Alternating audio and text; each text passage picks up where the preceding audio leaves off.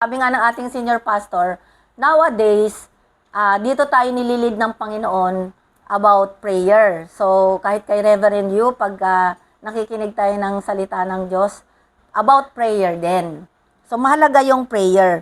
Sabi nga, kapag tayo daw po ay hindi natin alam yung panalangin at hindi natin alam kung paano manalangin, makakaharap tayo ng limitation.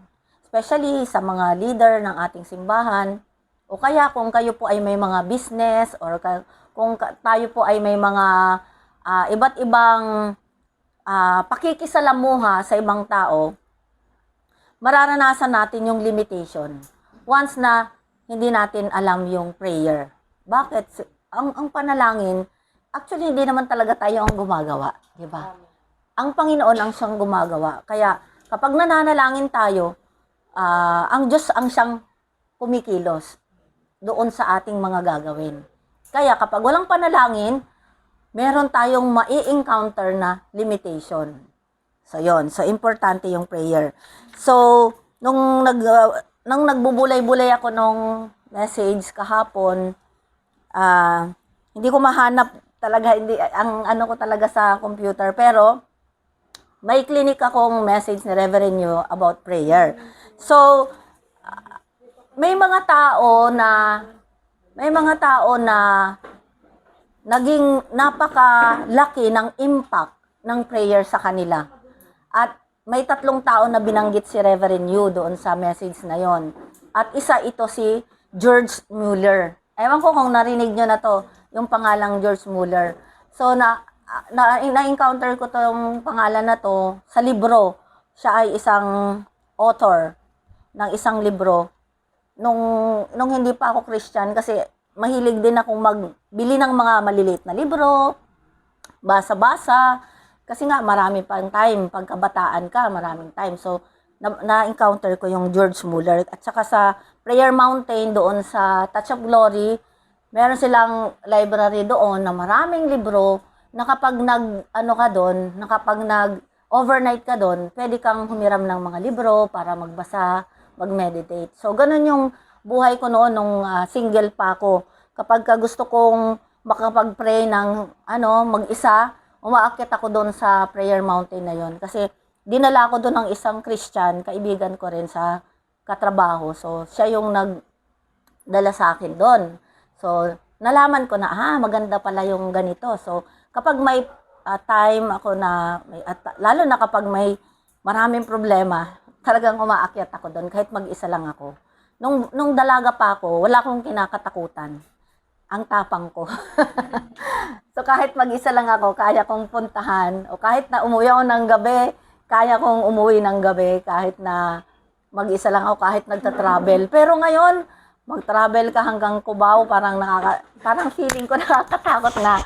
Parang ang tagal kong hindi nakalabas ng tumana. Parang yung tumana yung naging hawla ko. Kaya pag lumalabas ako mag-isa, parang nandoon yung takot.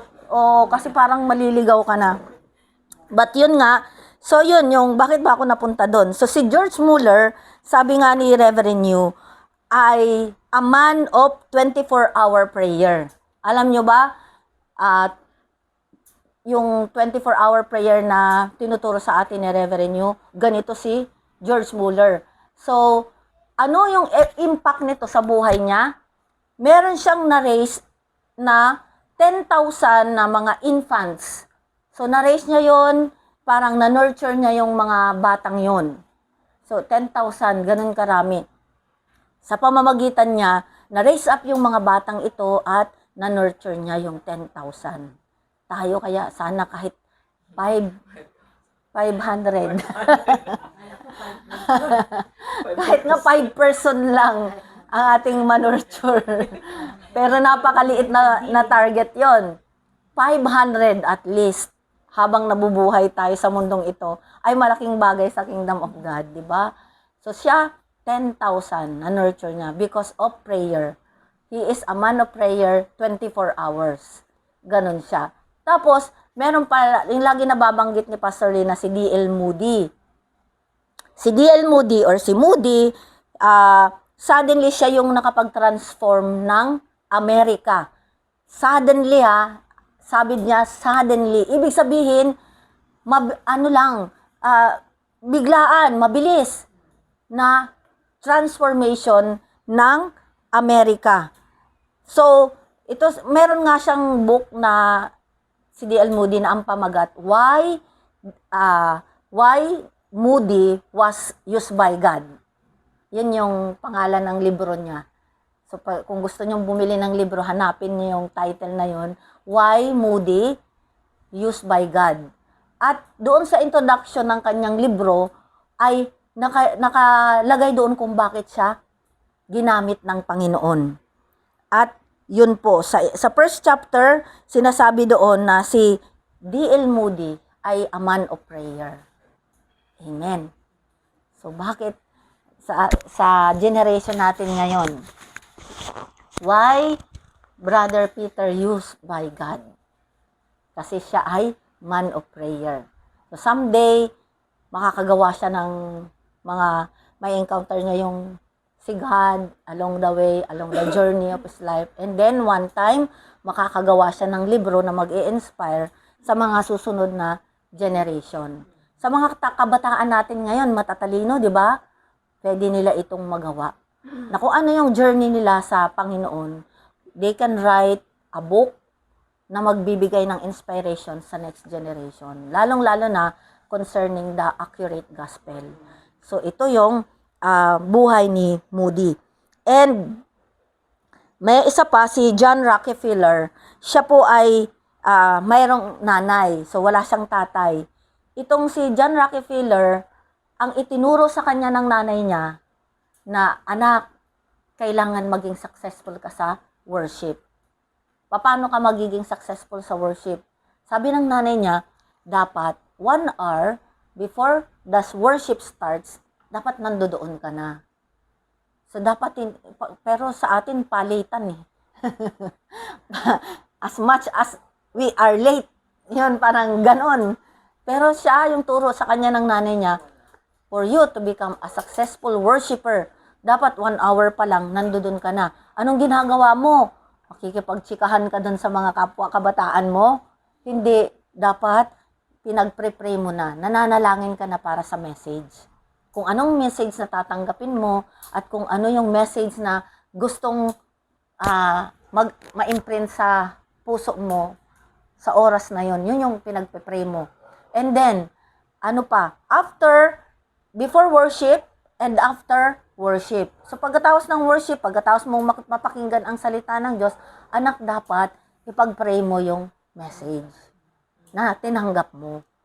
So yun daw yung way para maging successful tayo sa worship. Try po natin yun.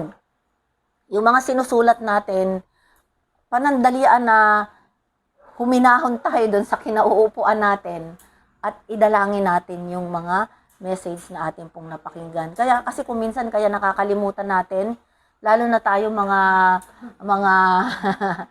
bumabata. So, ang bilis, totoo talaga yung sinasabi Pastor Lina.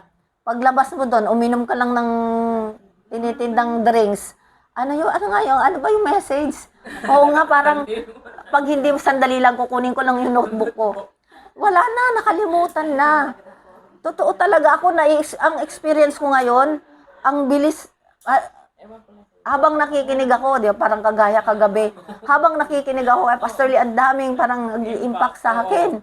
Tapos nung forum na natin, okay, sa prayer lang doon ko na-experience na at na-realize, sabi ko, oo nga, tama yung sinasabi ni Pastor Lee na agad-agad mong makakalimutan. Kasi during the prayer, parang hinahanap ko pa kung ano yung sinabi ni Pastor Lee at anong dapat kong ipanalangin.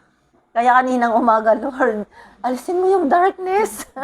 Alisin mo yung darkness na nagko-cover sa isip ko para makalimutan ko yung salita ng Diyos na tinanggap ko. Kaya sabi ko, mula ngayon, lagi kong babasahin yung mga notes na sinusulat ko para hindi sa makalimutan, instead ma-imprint sa aking isip.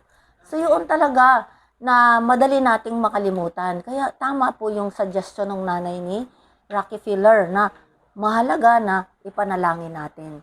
So itong mga taong ito, they become successful sa kanilang journey sa gospel.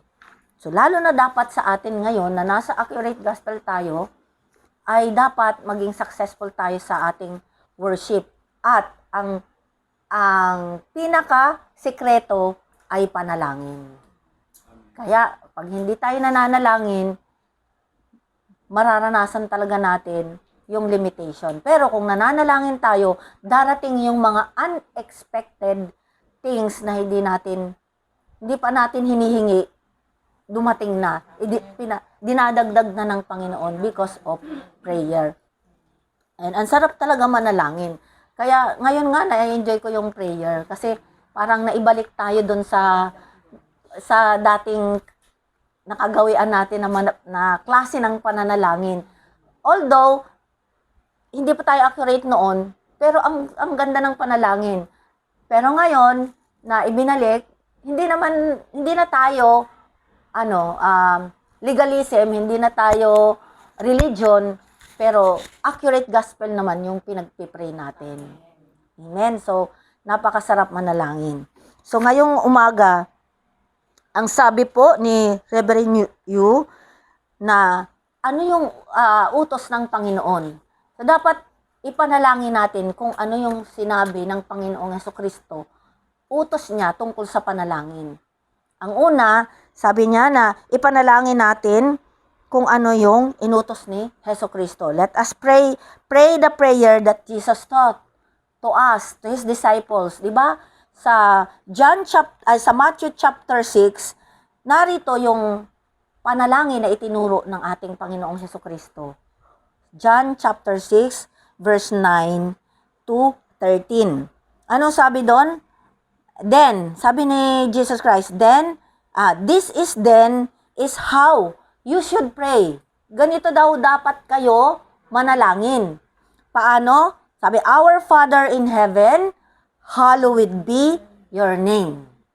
Amen. Alam na alam natin yan. Kabisado natin yan. Tinuro sa atin yan noon. Sa school pa lang. Pero hindi natin alam ang ibig sabihin. Hindi natin alam kung anong klaseng panalangin yon. But now, na mas malawak na yung pagkaalam natin sa gospel, alam na natin yon na, siyempre sa simula, hallowed be thy name.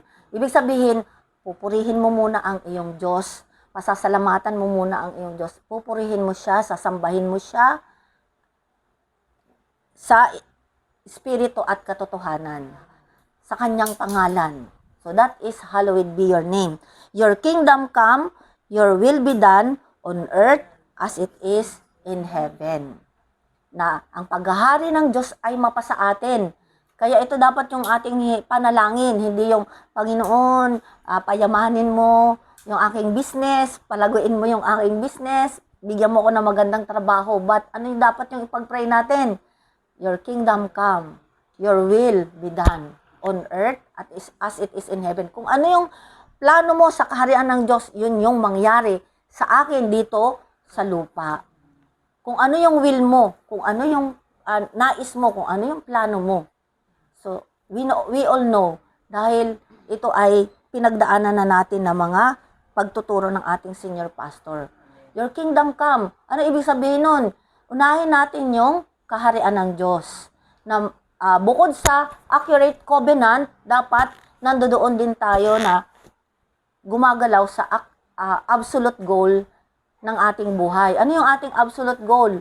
Yung evangelism and mission for the kingdom of God, di ba? So yon, and give us today our daily bread. This is not only about your food. This is also about your spiritual food. Na kapag nakikinig tayo, tumatanggap tayo ng pagkain ng ating espiritu. Kaya nano-nurture yung ating spirit. Hindi na namamalnourish, hindi nanghihina, kundi lumalakas yung ating espiritu. Kasi ito yung panalangin na talagang itinuro ng ating Panginoong Jesucristo. Give us today our daily bread. And then, pagkatapos ng prayer natin sa spiritual food, physical food naman, yung ating ipapanalangin. So, yun. So, yung physical food, darating yan. 'Di ba? Sabi nga ng salita ng Diyos, ang mga ibon, hindi sila nagpapagal, hindi sila nagtatrabaho, pero pinapakain sila ng Diyos. Kung ipapanalangin natin yung tungkol sa paghahari ng Diyos, idaragdag na lang ng Panginoon yung ating physical food. Kaya unahin natin ang spiritual food. And then forgive us our debts, as we also have forgiven our debtors. So, ibig sabihin, kung paano tayo pinatawad ng ating Diyos, dapat tayo rin po ay magpatawad. Kasi sabi dito, for if you forgive men when they sin against you, your heavenly Father will also forgive you. Kung tayo po ay, kung meron nagkasala sa atin, nararapat lang na tayo ay magpatawad. Kasi tayo ay nakatanggap din ng kapatawaran. Meron po ba kayong mga kinainisan? Meron po ba kayong mga kaaway? So, yung salita ng Diyos po ay nagpapaalala sa atin na magpatawad tayo. Nakalimutan natin yung ginawa nila dahil hindi nga sila yon. Alam na natin ngayon na si Satanas ay kumikilos sa kanila. Ang tawag doon ay spiritual na problema, intervened by Satan. So, we must forgive. So, ito daw po yung dapat nating ipanalangin. Brother Jay, Our Father who art in heaven, hallowed be your name. Thy kingdom come, thy will be done on earth as it is in heaven. Give us today our daily bread and forgive us our sins, as we forgive those who sin against us. And lead us not, at ang huli, lead us not into temptation. So, kailangan natin spiritual fighting. Dapat merong spiritual fighting para labanan si Satanas. Dahil ang ating problem ay spiritual battle. Amen? So, yun po yung una na dapat nating ipag-pray. Meron pang pangalawa na sinasabi si Reverend Yu. Yung pangalawa, let us pray the prayer that Jesus promised. So, kagabi, di ba, yung buhay ni Caleb, kaya ang sekreto ng kanyang pagtatagumpay ay dahil siya ay pinanghawakan niya yung pangako ng Diyos. So, panghawakan daw natin yung pangako ng Diyos through Jesus Christ. Ano yung mga pangakong ito? Meron akong ilang nasulat doon sa mga sinabi ni Reverend Yu tungkol sa mga pangako na ginawa ng Panginoong Hesukristo. Pero kung pakikinggan nyo yung message na ito, mas mabibless po kayo doon sa ano. Ito sa akin lang to. Ito hindi ko lahat na, kasi ang bilis. Pero ito yung mga nakuha kong mga bagay tungkol sa topic ni Reverend Yu. So, sabi niya, ipanalangin daw natin yung mga pangako ni Hesukristo. Ano ba yung pangako ni Hesukristo? Ano ba yung mga bagay na ginawa ni Hesukristo? So, parang ang ano dito is, ano yung bunga ng ginawa ni Hesukristo sa krus ng Kalbaryo para sa atin. So, sabi dito, ang dapat nating ipanalangin ay, may the lifelong answer come upon me, and wherever I go, may the camp of the throne of God take place. Lifelong answer. Siyempre, yung lifelong answer natin is si Jesus Christ Himself, di ba? And, may the lifelong answer come upon me. So, actually, pagkatanggap natin kay Jesus Christ, hindi pa naman talaga natin siya totally na naiintindihan. So, hindi pa natin talaga siya na-i-experience ng malalim. So, napakababaw pa lang. So, hilingin natin sa Panginoon na itong lifelong answer na binigay ng Diyos sa atin ay mapasa atin. At saan man tayo pumunta, nandoon yung camp of the throne of God na magte-take place. Ibig sabihin, through your prayer, yung blessing from the throne of heaven ay magkampo, mangyari sa'yo. Mangyari sa atin. So, yun yung unang blessing ng ginawa ng Panginoong Hesukristo. Pangalawa, we can also pray, may the covenant of Mount Calvary come upon me so that all the disasters and curses and failures and all darkness inside of me completely collapse, completely bound or collapse. Ano yon? Yung covenant of Mount Calvary. Ito yung ginawa ni Jesus Christ, di ba? Sa krus. And ang bunga nun sa atin, once na nanampalataya, naging anak tayo ng Diyos, nanampalataya tayo kay Jesucristo, and naging anak tayo ng Diyos, yung disaster, yung curses, yung failures, ay makukulaps or magagapos sa ating buhay. Kaya, may pag-asa tayo. Amen? May pag-asa tayo, hindi kagaya dati na kahit anong gawin mo, absolute impossibility. But through Jesus Christ, absolute possible life. Amen? Because of what Jesus Christ have done on Mount of Calvary. And then, may the power that come at the upper room of Mars come upon me at this very moment. So, parang ipapanalangin natin, Lord, yung kapangyarihan na nag-take place doon sa upper room of Mars ay maganap sa akin ngayon. Ngayon na, Lord, ngayon na. Hilingin natin sa Panginoon during our prayer na maranasan natin yung kapangyarihan na bumaba doon sa Mars upper room. Amen? Ano yon yung kapangyarihan na yon? Yung power of the Holy Spirit na kapag natanggap natin yon, yung mga extraordinary thing ay magagawa natin sa ating buhay. Kung nahihiya tayo, dati nahihiya tayo na mag-share ng gospel, ngayon mawawasak yung espiritu ng hiya na yon. Kung dati ay hindi tayo makapenetrate sa mga usapan ng matatalino, ngayon nawasak na yung darkness na yon at makakapenetrate yung salita ng Diyos. Amen. And then what else? Ano pa yung prayer na pwede nating sambitin? May the mission of Antioch work powerfully upon me at this very hour. May the mission of Antioch works powerfully. Diba? Yung Antioch Church, talagang na-change yung kanilang mga spiritual status. At naging napakaganda ng Antioch Church. Naging model ng mga mananampalataya ang Antioch Church. Kaya yung works of God doon, inihiling natin na mangyari din sa akin at this very hour. Amen? And ano pa? May the power that was manifested in Asia upon Paul's team come upon me. Naalala niyo po ba si Pablo? Diba? Tuwing siya ay magbabahagi ng salita ng Diyos, yung journey niya sa buong Asia, napaka-successful. So, yun ba ay para kay Pablo lang? Hindi lang yun para kay Pablo.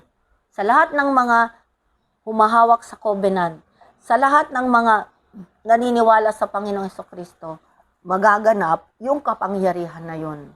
Kaya pwede natin hilingin yon. Lord, kung paano mo ginamit si Pablo, dalangin ko na gamitin mo rin ako. Hindi man kasing galing ni Pablo, kasi si Pablo, nag-aral siya. Natapos niya at napakatalino niya. Hindi man kagaya ni Pablo. Lord, pero gamitin mo rin ako kung paano mo siya ginamit sa panahon na ito. So, ganun. Hihilingin natin yun sa Panginoon. And another one, may the power revealed in Macedonia of the life's transformation become mine and help me to see the Rome. Si Pablo pa rin po ito na napakalaki ng transformation ng mga taga-Macedonia nung ang accurate gospel ay makarating sa kanila. So nawa, pag nananalangin tayo, hilingin natin, Lord, gamitin mo ako dito sa taong ito na makapag-share ako ng accurate gospel na hindi sa pamamagitan ko na ma-change yung buhay niya, kundi sa kapangyarihan mo. Amen? So ito yung prayer na dapat nating ipanalangin. Amen po. Una, yung panalangin na itinuro ni Jesus Christ. Pangalawa, yung panalangin na ipinangako ni Jesus Christ through His life. through what Jesus Christ have done. So, kung yung whole picture ng ginawa ni Jesus Christ, makikita natin sa buhay ng mga Bible character, we can also pray for that. Amen? Na sa atin din ay mag-manifest yung ginawa ng Panginoong Hesukristo sa atin. Amen po? So, yun. That's why, panalangin, very important. Kaya, Nanay Rosita, hindi nyo pa tumugon. Hindi pa kayo tumugon sa panawagan ni Lord na mag-don't watch. Don't watch. Oh, Sister Kathleen, don't watch. Alam nyo po, yung don't watch, yung prayer na yon, mas marami po ang mangyayaring recreation sa atin. More than doon sa mga ginagawa natin. Anak, ito ka dapat, ganito. Hindi, walang power yung ating salita. Pero kapag nanalangin tayo, merong recreation na mangyayari sa ating mga buhay. Amen po. Kaya simulan nyo na rin po mag-don't watch. Wala pang isang oras. Wala pang isang oras pagkatapos nyong makinig ng message. Prayer na. Tapos na. Uuwi na po kayo. Saglit lang po yun. Oh. Kung gusto nyo na magkaroon ng pagbabago sa ating mga pamilya, yun yung prayer ang kasagutan. Amen po. Kaya, let us attend Don't Watch Prayer. Nanay Rosita, para sa inyo. Sister Kathleen, lalo na pag uuwi ka ng province, maraming spiritual problem ang province, sa province. Maraming darkness. Kaya dapat dito pa lang nakaprepare na yung spirit mo na hindi ka ma-impluwensyahan ng mga taong makakasalamuha mo doon. Okay po? Sige po, tayo manalangin. Panginoon, maraming salamat po sa umagang ito, Panginoon. Kami po ay nagbubulay-bulay ng inyong mga salita, Panginoon. Salamat po na kayo po ang patuloy na magpapaunawa sa amin ng tamang pananalangin na ito na itinuro ng aming Panginoong Hesukristo. Lord, marami po kaming dapat ipanalangin, pero itong panalangin na itinuro ng Panginoong Hesukristo ay inyong salita. Kaya naniniwala kami na ito po ay makapangyarihan at ito po ay tinugon mo na, Panginoon, sa aming mga buhay. And higit sa lahat, sa ginawa ng Panginoong Hesus para sa amin, para lutasin yung aming fundamental problem, we believe, Father God, na tinapos na ng Panginoong Hesukristo yung pangunahing problema na ito, Panginoon. At dahil sa ginawa niya doon sa krus ng Kalbaryo, ay marami pong mga bunga sa aming mga buhay. Kung kami po ay mananampalataya sa Panginoon at hahawak lamang sa Kanya bilang aming kasagutan sa aming mga buhay. Lord, pagpalain niyo po ang bawat pananalangin ng inyong mga anak. Salamat po na ma-enjoy namin yung presence mo, na ma-enjoy namin yung answer mo, na ma-enjoy namin na ma-share ang kasagutan na ito sa ibang mga nangangailangan, Panginoon.